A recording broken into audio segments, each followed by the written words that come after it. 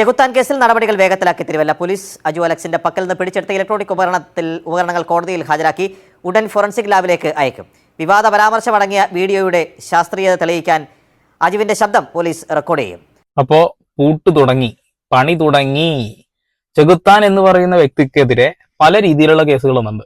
അതായത് ഒന്ന്, ഈ സിനിമാ നടന്മാര് മാനനഷ്ടത്തിന് കേസ് കൊടുക്കുന്നു എന്ന് ഒരു പോലീസുകാരൻ ഒരു സംശയം പറഞ്ഞു.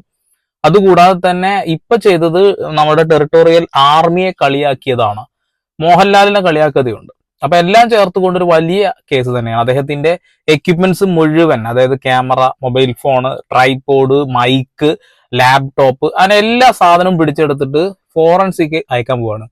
അതായത് അത് അദ്ദേഹത്തിന്റെ കയ്യിൽ ഇനി എന്തൊക്കെ മണ്ടത്തരങ്ങൾ പറ്റിയിട്ടുണ്ടോ അതിനൊക്കെ പണി കിട്ടും. അപ്പോ ഇത് വെറും ഒരു യൂട്യൂബർക്ക് മാത്രം കിട്ടുന്ന പണിയല്ല, ഒരു രാജ്യദ്രോഹിക്കും കൂടി കിട്ടുന്ന പണി.